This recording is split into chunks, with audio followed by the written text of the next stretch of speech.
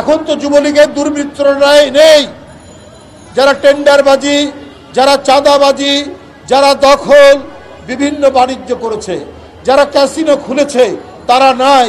তাহলে এই দুর্বৃত্তদের কিভাবে জন্ম লাভ করছে? শিশু নির্যাতনের এক মহা উৎসব চলেছে শেখ হাসিনার আমলের 15 বছর। শেখ হাসিনা 15 বছর তিনি বাংলাদেশকে করেছিলেন শেখতন্ত্র। তার কথাই পড়তে হবে, তাদের কথাই জানতে হবে, তাদেরকেই পূজা করতে হবে। এইভাবেই এমন একটি ভয়ঙ্কর রাষ্ট্র গড়ে তুলেছিলেন যেখানে নীতি নৈতিকতা, বড়দের প্রতি শ্রদ্ধা, ছোটদের প্রতি স্নেহ এবং সমাজের শান্তি শৃঙ্খলা নৈতিকতার কোনো বালাই রাখেননি। তাহলে কারা এর সাথে জড়িত? কারাই দুষ্কর্মের সাথে জড়িত? কারাই কলঙ্কিত হিংস্র ঘৃণ্য অপরাধের সাথে জড়িত? আমি তত্ত্বাবধায়ক সরকারের প্রধানের কাছ থেকে আমরা জানতে চাই, জাতীয়তাবাদী মহিলা দলের সমস্ত মহিলা নেত্রী যারা রয়েছেন, নেতাকর্মীরা রয়েছেন, তারা জানতে চায়, আমরা সাধারণ মানুষ জানতে চাই। এখন তো যুবলীগের দুর্বৃত্তরা নেই, যারা টেন্ডারবাজি, যারা চাঁদাবাজি, যারা দখল বিভিন্ন বাণিজ্য করেছে, যারা ক্যাসিনো খুলেছে তারা নাই। তাহলে এই দুর্বৃত্তদের কিভাবে জন্ম লাভ করছে? যে শিশু তার বোনের বাড়িতে নিরাপদ নয়, সে শিশু আর কোথায় নিরাপদ হবে? আর কোথায় তার নিরাপত্তার জায়গা থাকবে? নিরাপত্তার জায়গা থাকতে পারে না।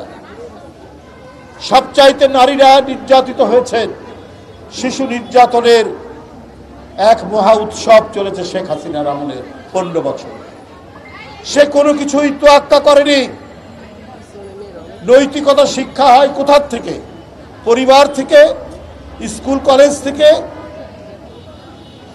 আপনার শেখ হাসিনা সবাইকে শিক্ষা দিয়েছেন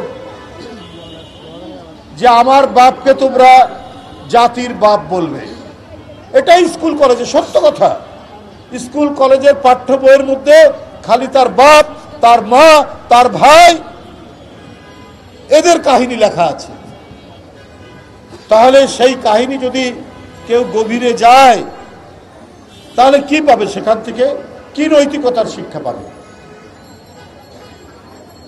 শেখ হাসিনার ভাইয়ের নামে ব্যাংক ডাকাতির অভিযোগ রয়েছে, সত্য কিনা জানি না, তো অভিযোগ তো রয়েছে, মানুষ তো শুনেছে।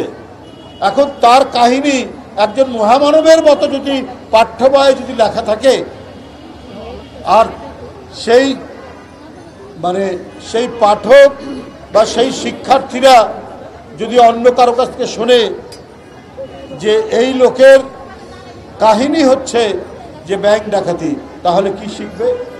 তো শেখ হাসিনা 15 বছর তিনি বাংলাদেশকে করেছিলেন শেখতন্ত্র। তার কথাই পড়তে হবে, তাদের কথাই জানতে হবে, তাদেরকেই পূজা করতে হবে। এইভাবেই এমন একটি ভয়ঙ্কর রাষ্ট্র গড়ে তুলেছিলেন যেখানে নীতি নৈতিকতা, বড়দের প্রতি শ্রদ্ধা, ছোটদের প্রতি স্নেহ এবং সমাজের শান্তি শৃঙ্খলা নৈতিকতার কোনো বালাই রাখেননি। এক একজন মন্ত্রী আপনার লোটাস কামাল হাজার হাজার কোটি টাকা ব্যাংক থেকে তার লুটের কাহিনী আমরা পড়ছি। সাইফুজ্জামান চৌধুরী চট্টগ্রামের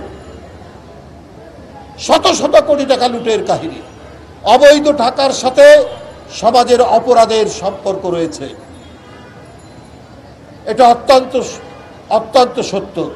যখন ব্যাংক লুটেরা হবেন এমপি, যখন টাকা আত্মসাৎকারীরা হবেন সমাজের জনপ্রতিনিধি, টাকা পাচারকারীরা যখন সমাজের গণ্যমান্য ব্যক্তি হবেন, তখন ধর্ষক, সন্ত্রাসী, হিংস্রতা, রক্তপাত, অন্যের প্রাণ কেড়ে নেওয়ার এক মহাযজ্ঞ শুরু হবে। সেটাই হয়েছিল 15 বছর। এখন তো সমস্ত রাজনৈতিক দল, গণতান্ত্রিক রাজনৈতিক দল এবং ছাত্রদের আন্দোলনে ডক্টর ইউনূস সাহেব যাকে সমর্থন করা হয়েছে, যার সরকারকে, অন্তর্বর্তীকালীন সরকার, সেই সরকারকে সমর্থন দেওয়া হয়েছে। তাহলে এখন কেন এই পরিস্থিতি তৈরি হচ্ছে?